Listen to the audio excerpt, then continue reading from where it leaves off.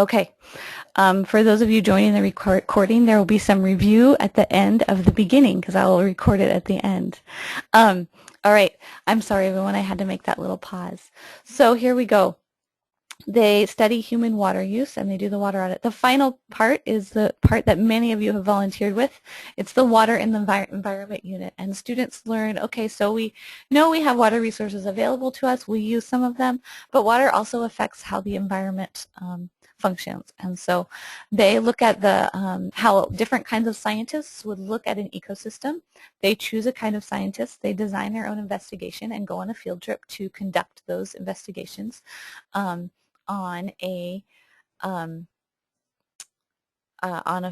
field trip in a riparian area. So some of the students went to the Hassayampa River Preserve, and some of the students went to the Rio Salado Habitat Restoration Area in Central Phoenix. So those are the two places that they went, and that will no doubt figure somewhat more largely, I think, in their presentations because it's the last thing and it makes a big impression. So that's something to know.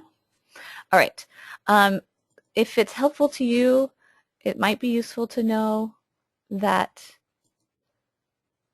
come on, there are some questions that some people find it easier to think about. Well, what do they learn in terms of questions? So first they talk about what water is available to us and how our water resources interconnected. And then talking about quantification of how much water we use and how we can save water and use it more efficiently. And then what do riparian systems do and how does our use affect riparian systems? So those are the kinds of things that people are doing. And this presentation will be available to you. So if you want to look at those questions further, that will be a possibility. I can't seem to get past here. Here we go.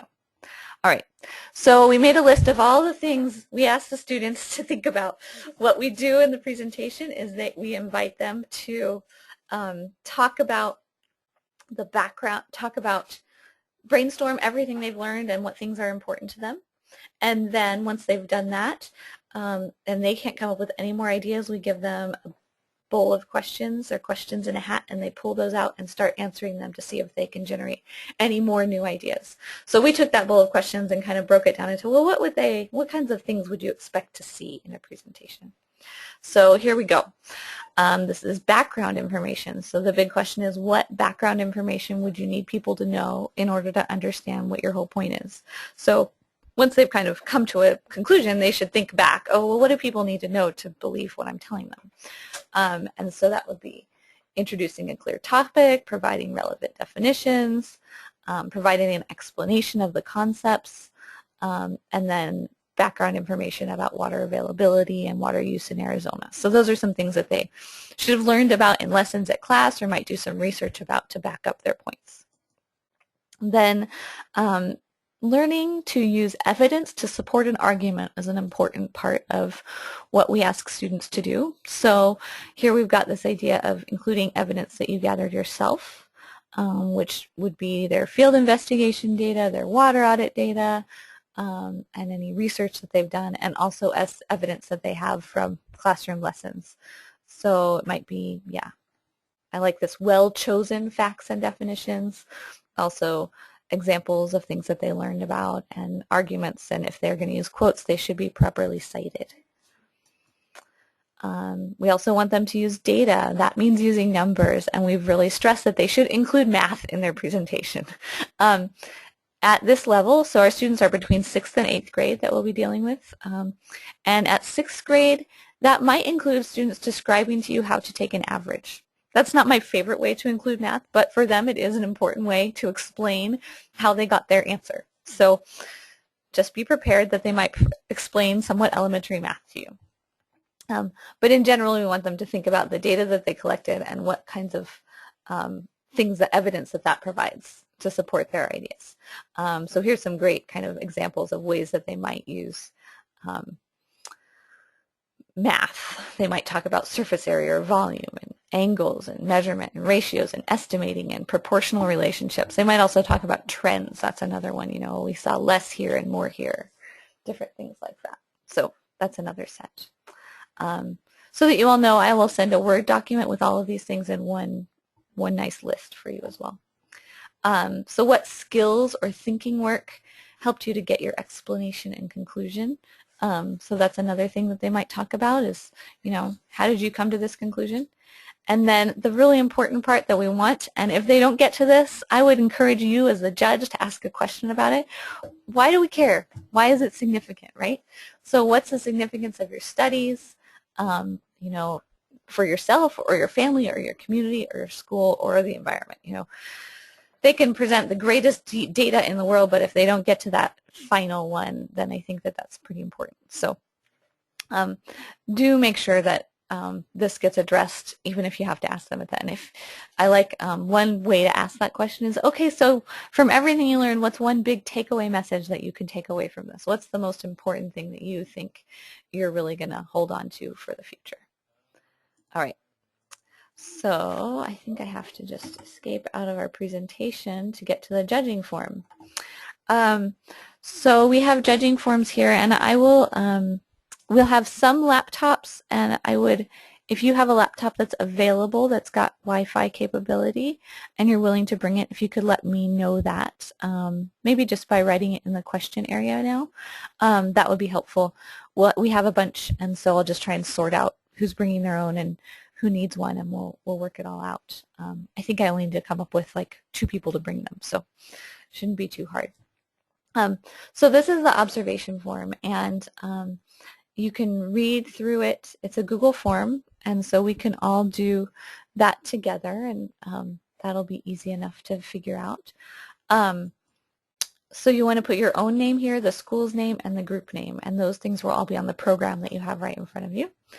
And then each criteria, each category has a number rating. It's just a drop-down menu, and you select a number.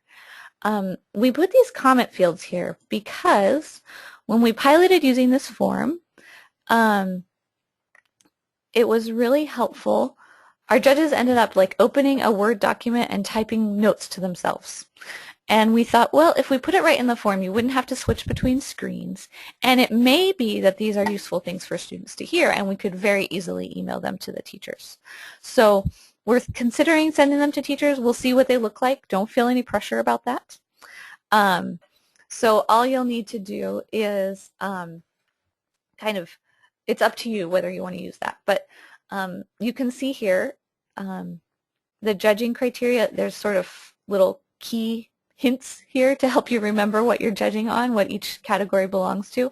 And for me, this is helpful because I can go, okay, it's content. Well, it's interesting, but it's not covering the full content. They've got a clear main idea, maybe, and it makes sense. Okay, that's a pretty good score, so I'm going to call it a 4. Yeah, it's not scientific, right, because there's not 5 criteria there, but I can use this to help me figure that out.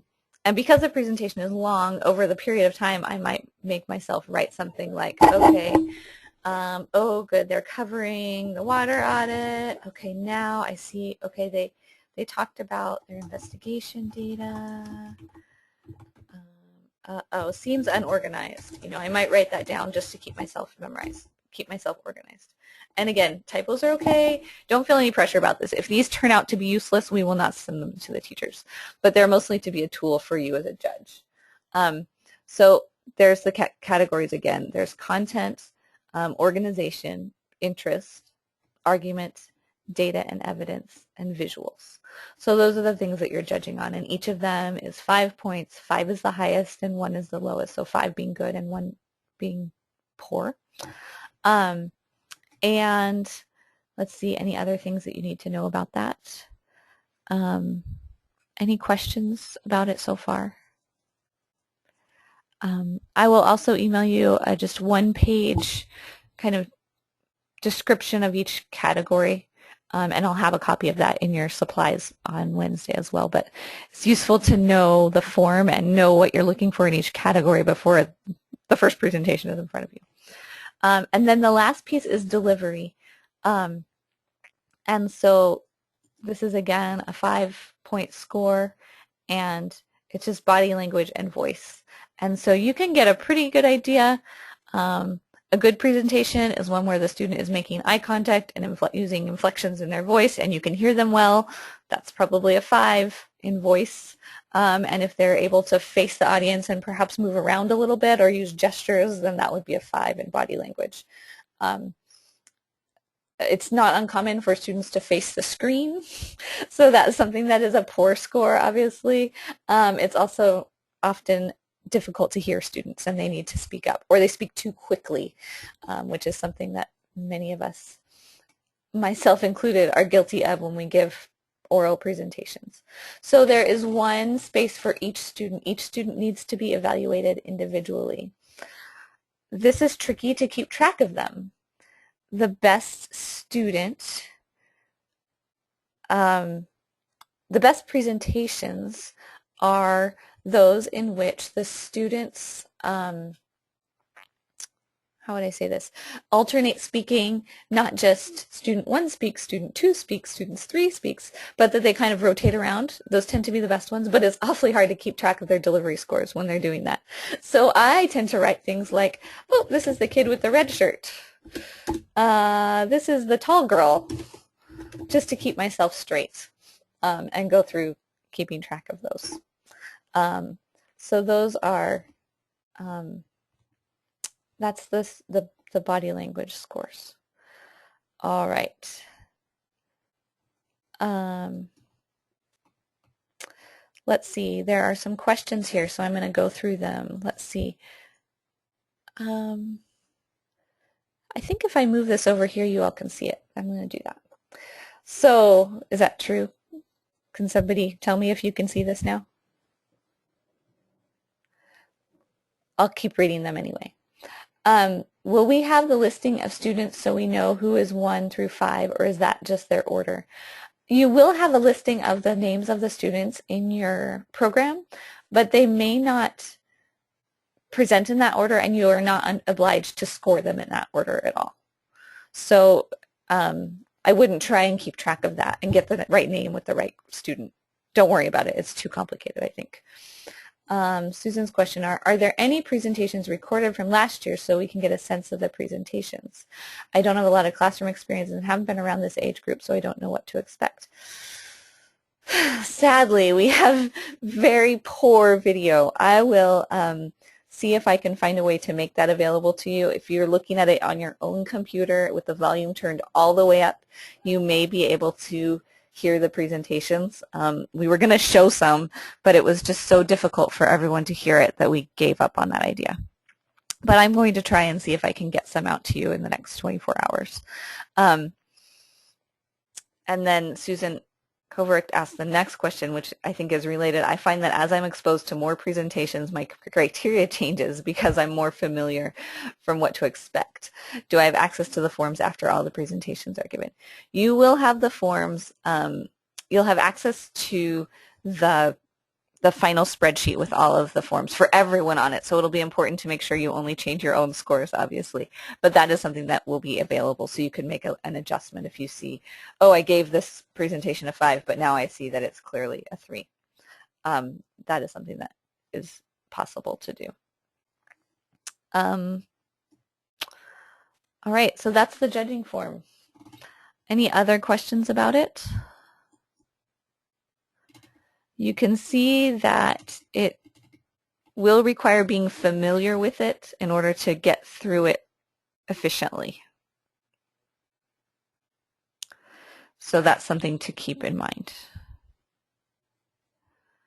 And just give yourself a chance to read through it a couple of times before you sit down to do it.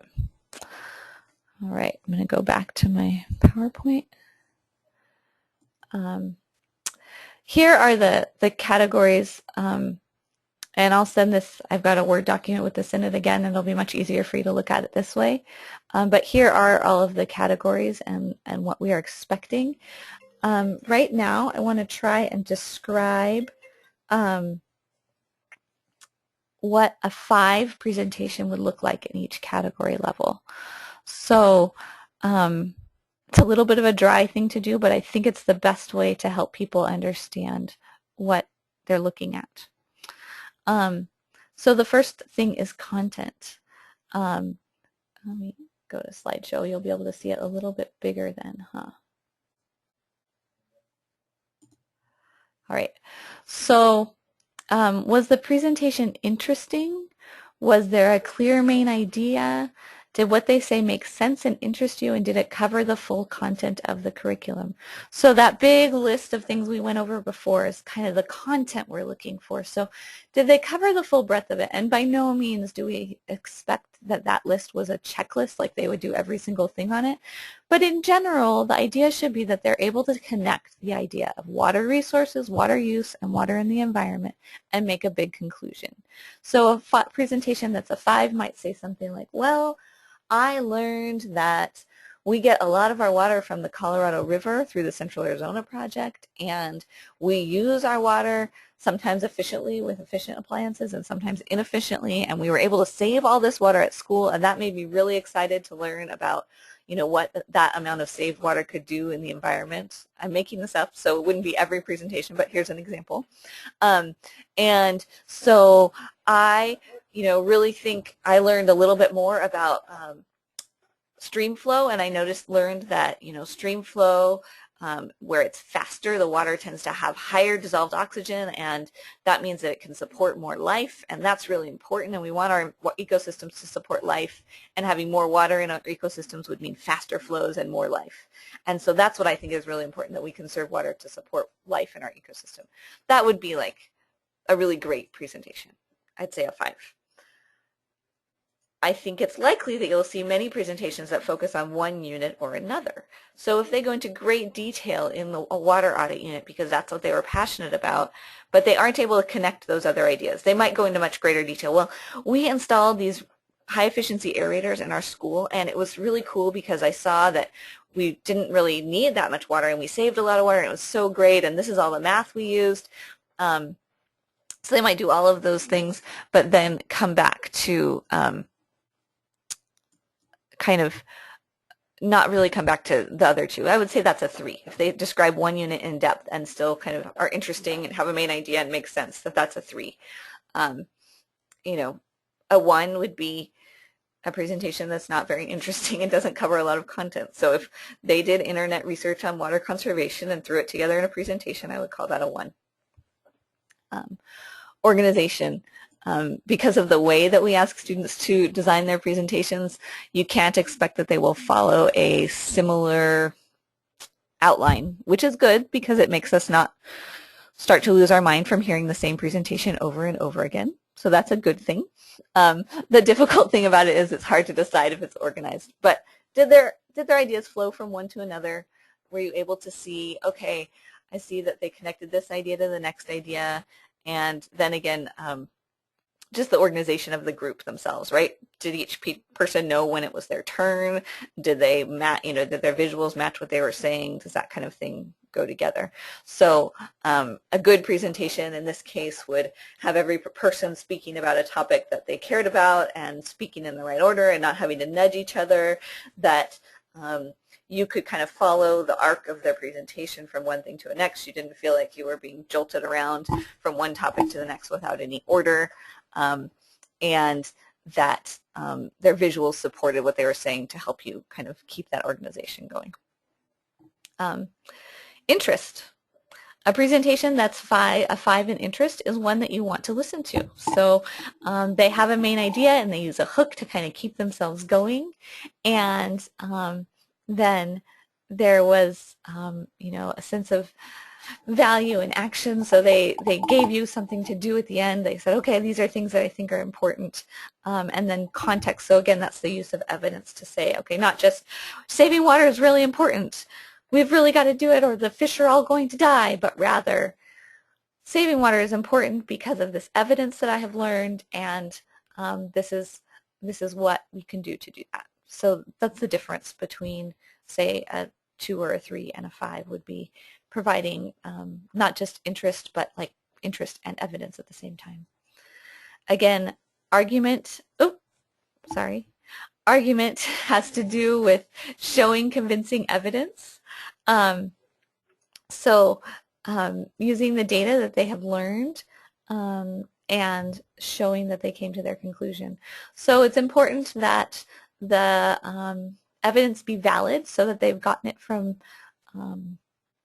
credible sources, not just average Wikipedia or other conservation sites on the internet, that's somebody's blog or something like that, but rather that they have very solid evidence and that they're using that in a way to put together a sequence of ideas that make an argument. That would be a point of 5.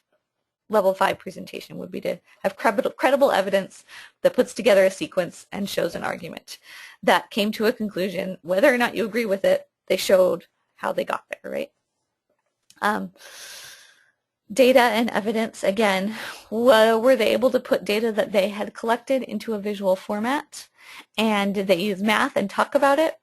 And did they use it to support their arguments? So I'd say a level 2 or 3 presentation, oftentimes students don't quite know what to do with their field investigation data. They're not quite sure how it fits in.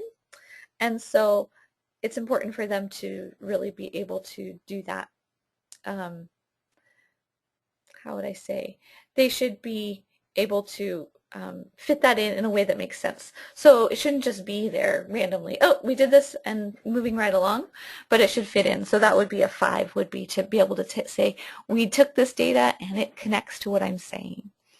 Visuals, I think this is fairly cut and dry. Was it interesting to look at? Were there graphics and text appropriate to what they're saying? Many of the students will use Prezi, which is an online presentation tool. One problem with Prezi is you can feel seasick because they're transitioning so much and it zooms around. So you could deduct points for that. Also, we stress that they should not be reading off of their slides word for word. And so that's something that goes kind of in both delivery and visuals. You know, did they put a little bit of text on their slides so that they had more to say?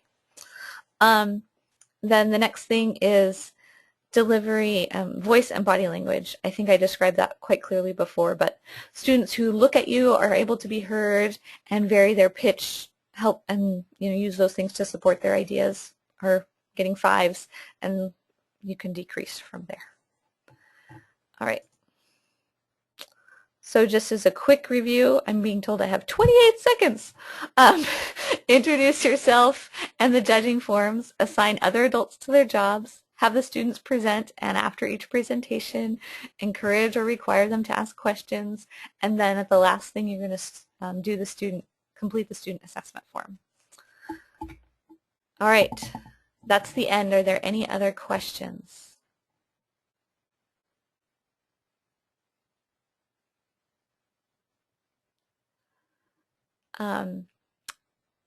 We would like you at whatever site you're going to be at 8:30, and I will send an email with some of these documents so you can look at them, and then I'll have hard copies so you don't need to print them unless you want to ahead of time for your own review. I'm really, really grateful for your participation. Will there be some explanation available for the kids regarding how they have different criteria to judge their peers ahead of time? Sorry, I'm going to get these questions over here. Yes, okay, 2 questions. Susan's question, can I ask clarifying questions during the question period? Yes, please feel free to do so. And then Becky, you'll have to describe that to them. And so I would just have the students, it's fairly clear when you've got the room set up, so we can talk about it on the day. But you can just have the student, you can explain to them that they're going to rotate between different seats and judge different criteria at different times, and then have them read out the criteria that they'll be judging. Once you're in the room, it's fairly clear because there's all these tables with different criteria, and each table is kind of a physical location where you judge a different criteria. So that becomes clear, and I can help describe how that looks for people when we get there. I will mention that we have a few more people than we do rooms, and so some rooms may have 2 people, and you can divide up the responsibilities of judge and facilitator however you feel most comfortable. Susan, thank you. Wednesday we need more people, so that's great. Any other questions or thoughts?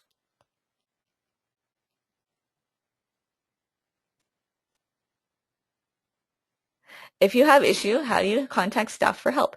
Carrie Schwartz, who's our director, will be the staff member who is free, and I will put her cell phone number in your judging materials so that you have that to call her if you have any questions.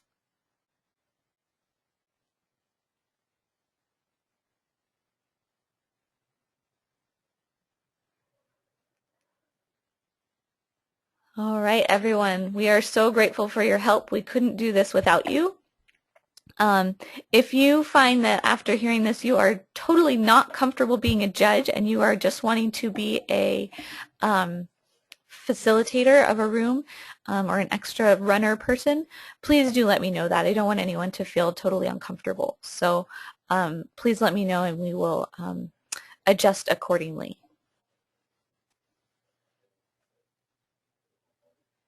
I'm going to not turn this off for a couple seconds just to give people time to put any last minute questions in.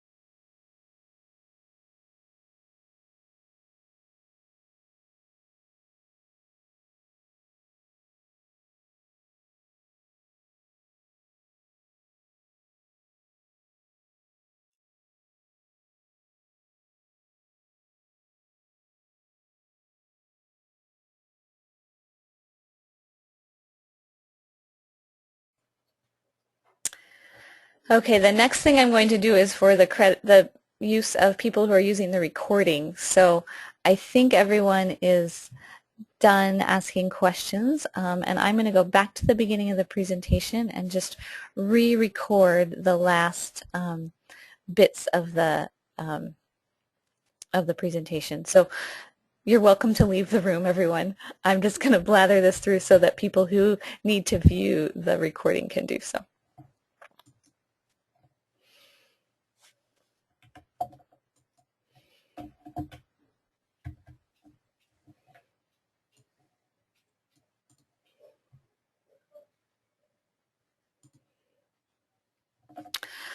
Okay, so if you missed if you are viewing this on a recording, you're going to see the beginning of this presentation now at the end. I apologize, I didn't know how to start, I forgot to start the recording. So there you go. These are our events, these are the places. We would like volunteers there by 8:30.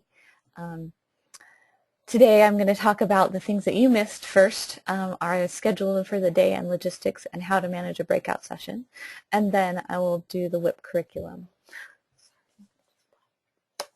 Then I think you joined me right when we were starting the WIP curriculum, and then we talked about judging criteria and using the judging form. So I'll just talk about these first two things last. Here's the schedule. They're different for the different locations. At Phoenix College, everyone will arrive and go set up their rooms, and then the student presentations will be right away, which means we'll need to meet the students and then walk them to their breakout sessions. We'll have signs for them to look at. There will be some students inevitably who arrive late, and we'll have a few runners who can kind of help usher them to their rooms at the end. At 11:30, when the student presentations are done, it will be students' lunchtime. They'll have brought their own lunches, and volunteers will go to the South Gym and figure out the awards. It's really important that everyone go there right away because there's lots to be done in that half hour before we get going. At noon, we have a keynote and the awards and the closing. So that's what will happen, and then everyone will be done at 1. We hope you'll join us for bringing your own lunch and talking about the day so that we can kind of hear how things went for you. At 8:30, at the Kroc Center, same thing, we'll arrive at 8:30. The students will first hear the keynote at 9:30, so they'll just go straight to the theater, which is somewhat more simple, and then we'll call them to leave the breakout sessions, for their breakout sessions by room. And so you'll just walk your group of students from the theater to your room. Should be straightforward. Then the student presentations are at 10, and at 11:45, the lunchtime and volunteers getting the awards sorted out will happen, and then we'll have lunch for the volunteers at 1 o'clock. All right, so at a breakout session, you need to introduce the idea of the student observation forms, then you need to present, then you need to have a student do the student assessment at the end and finish on time at either 11:30 or 11:45. This is what a student observation form looks like. So the students will be judging just one criteria at a time, and they'll have a form that looks like this. It's a quarter piece of paper, and they will move around the room after each presentation, get up and move tables, and circle just one number on the sheet and write the school name and the presentation number. It's important that you collect the forms at the end of each presentation, and that's a job you can assign to another adult in the room, but they need to be collected and kept together so that we can figure out the People's Choice Award. People's Choice Awards are awarded within each room, so every room has somebody who gets a prize. Tips for a successful breakout session is to enlist other adults. Parents tend to stay in the same room all the whole time. Teachers tend to try and run around to see as many students as they can. So try and get parents, somebody who can be a paper collector, someone who can be a timekeeper, and maybe a technology master. You want to keep your presentations in order because teachers, like I said, are running around to see them all. So if you mix them up, that messes them up. So unless there's something dire, like a student went to the bathroom and you really need to keep moving, please try and keep them in order. Watch the time to avoid being rushed. You'll have timekeeping signs, and so the student presentation should not go beyond 8 minutes, and so that should be fairly easy to not run out of time. You want to encourage or require students to ask questions, so let the students know at the beginning that if no one raises their hand, you'll call on someone to ask a question. So that means that you can ask students to really call out and say, okay, you know, if nobody's asking, you're going to ask a question, so everybody should have a question in their mind. And it's okay when you're working on the judging forms to make students wait until you're ready to move on. So it's okay to say, hey, just hold on a second, wait. And somebody pointed out it's also okay to tell students that they need to be respectful of other presenters. It should be quiet in the room when students are presenting, and that's perfectly fine to clarify as an expectation. So the content that we talked about is what was the point of all that you learned this year, and what would you tell adults about what you learned? That's the questions we ask students to present about. That's where they start. And so I think this is where we ended. I wanted to share with you all, this is the WIP curriculum, and you